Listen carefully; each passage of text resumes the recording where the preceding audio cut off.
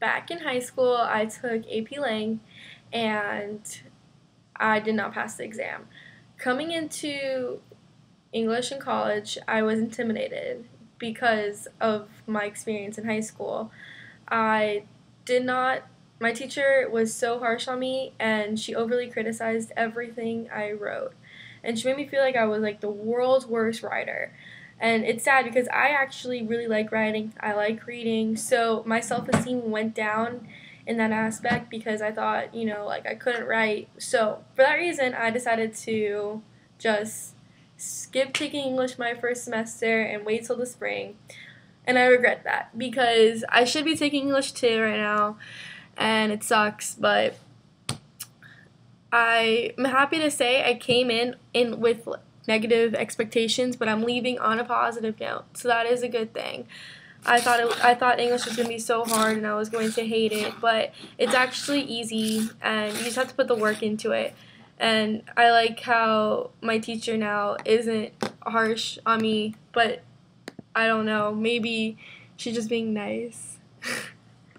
No, but I do think I am a good writer. She just was harsh on me in high school, so I need to get over that, actually, because that was a long time ago. Um, okay, so in my research paper, in my portfolio, I revised 3 major papers.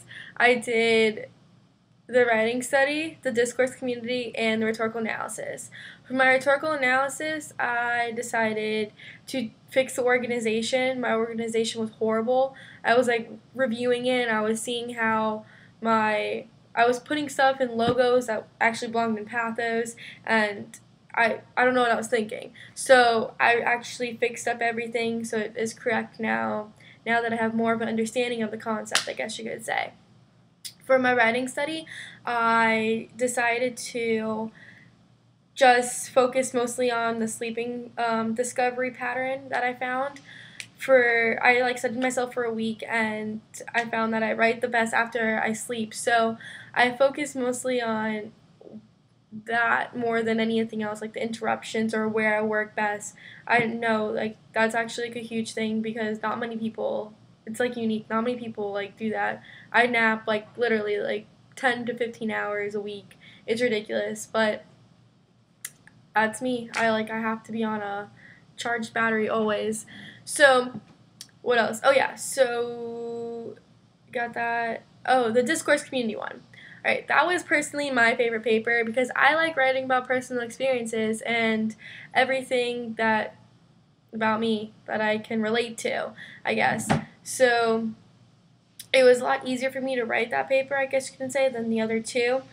For that paper, for my revision, what did I do again? Hold on, I kind of forgot.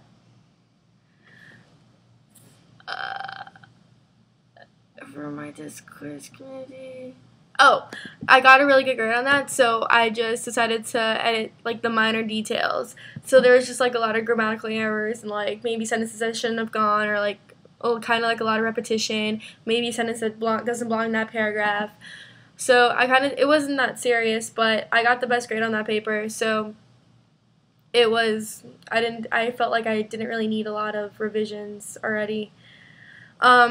My worst paper I thought was my rhetorical analysis one, but it turns out it was the writing self-study, so I don't really know what happened there, but okay, sure. I fixed them all anyways, so hopefully they're a lot better this time. Okay, for my portfolio, I decided to do a theme because I wanted to be a little creative, I guess you could say. And at the University of Central Florida, I'm currently studying biomedical sciences, trying to be a pre-med major. So I decided to go with the whole theme of medicine and like doctor-ish stuff.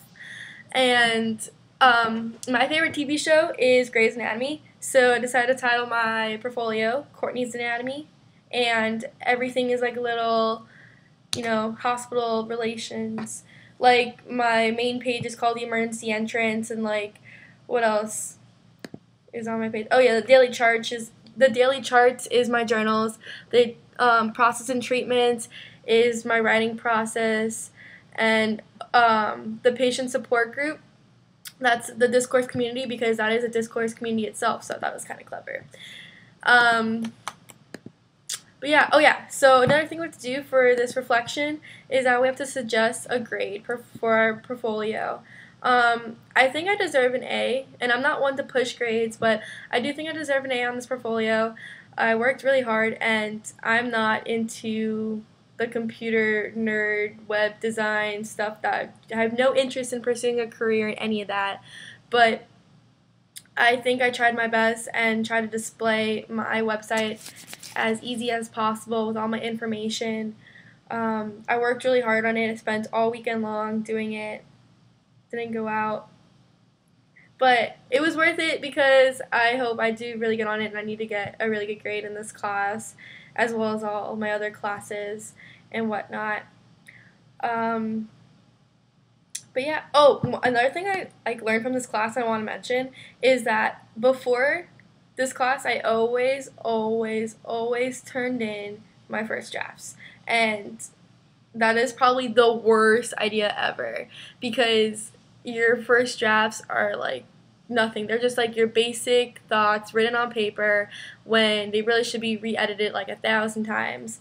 And so one thing I'm going to take from this class is that any other, like, if I ever get assigned like a research paper, any other paper in my life, I'm going to do a rough draft and then edit that, like, chop it up into 1,000 pieces, and then create a whole nother paper based on all my corrections. I don't know why I always just turned in my first draft, but that was probably the worst thing I could have ever done. That's probably why I got the worst grades in high school, too, from my English class because I would turn in my first draft instead of anything else. Wow, that made sense. I just put 2 and 2 together. So, no paper is perfect, but, you know, if you just edit it and try your best, you can get the grade that you deserve.